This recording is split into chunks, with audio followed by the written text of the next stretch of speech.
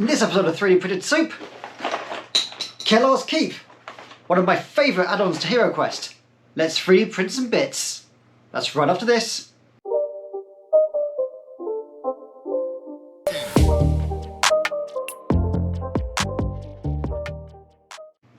Hello fellow makers and welcome back to 3D Printed Soup. This week we're going to have a look at one of my favourite of Heroquest expansion packs, and that's Kellar's Keep. It's got some fantastic missions in it. It's got some really nice additional bits and pieces. You've got the chaos warp thing with the weird ghostly purpley hands which basically drag you off into the nether. You've got the Dwarven forge, not to be confused with the 3D printing company. This is a forge made by dwarfs, and you get a really nice feeling of heat and sort of molten metal coming off this brilliant, lovely tile. You also get two very cool new doors. One in sort of oak and gold, and one in sort of brushed iron with sort of rusting handles and rivets, and a really nice looking slidey door grill for seeing who's on the other side before you open it up and get stabbed by a wandering monster, say a Hermia or an orc. Once again, I've had to dig around on some of the 3D printed websites, and I found a guy who has made 3D renderings of these lovely pieces of terrain, and we're going to give these a print, give them a paint, and see if we can't make some nice 3D terrain from these flat 2D tokens. So, links in the description below as always, and let's get printing some more Heroquest expansion pack terrain. Before we do, however, don't forget to like and subscribe. Just drag your cursor down, just hover over the subscribe button and give it a little click. There you go. No effort for you, and really helps out the channel and keeps me creating these videos. So without further ado, let's get printing.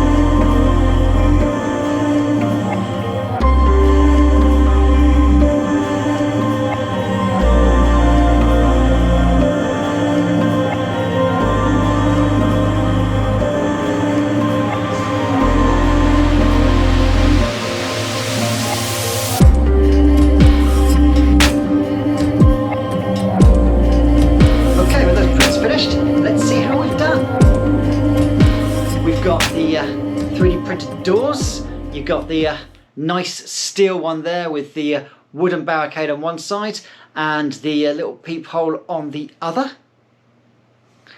And we have got the wooden banded one with all the nice gold banding across it, and the little window there so you can see who's on the other side of it before you open it. And also the rock outside to give it a nice sort of rustic feel. Unlike the other doors, which basically are sort of fairly flat and round, these are proper chunky. You got rocks around the outside, you got metal and timber. You ain't gonna get through these doors without a broadsword or a mace of some kind, or a barbarian's foot if you just want to bloody kick a hole straight through them. But yeah, these are lovely little pieces of additional terrain.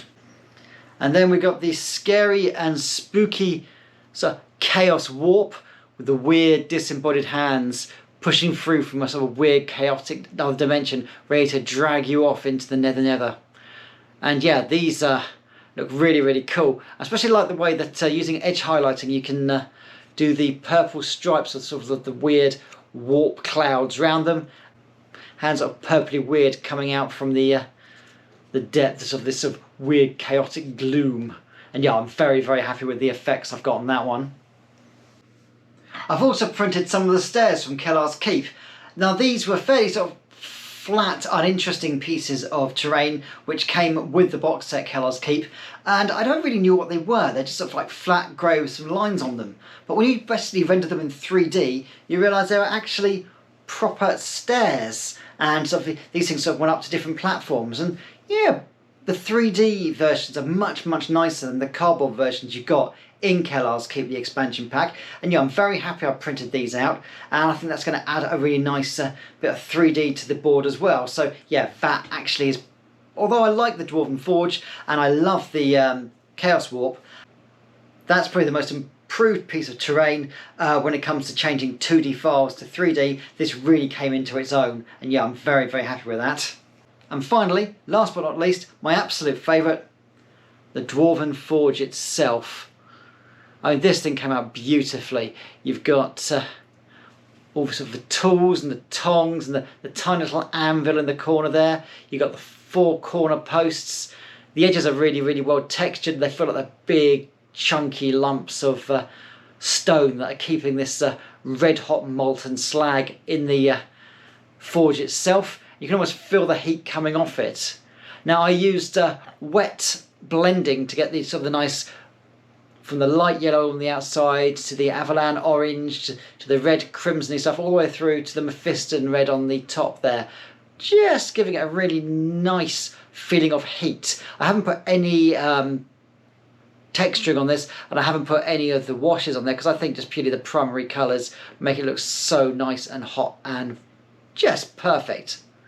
Absolutely love these files, and I'm very, very happy with the way it turned out, and I'm really looking forward to getting those on the board when I next play Heroquest, when all this craziness is over. So, with Return of the Witch Lord done and Kellar's Keep pretty much done as well, it's time to look at some of the expansion packs I haven't ever done before. Expansion packs that I owned back in the day, such as the Ogre Horde, and also some of the weird ones which have been available in some parts of Europe and America, such as the Frozen Horror, which I've never even seen in real life. So I'm going to try printing some of the figures and some of the stuff from that. And there's also a really cool Frozen Horror centre room for the Heroquest board that I 3D printed the other week. So I'm going to give those a try, and next week we're going to have a look at Against the Ogre Horde, one of my favourite Heroquest expansion packs that I really wish I'd kept when I was a kid, but hey, what do you know when you're a kid? It seems funny selling them. It also felt funny shooting my Star Wars figures with a BB gun. And yeah, I've come to regret that as well. Hey ho! Thanks so much for watching 3D Printed Soup. Stay happy, stay safe, keep printing.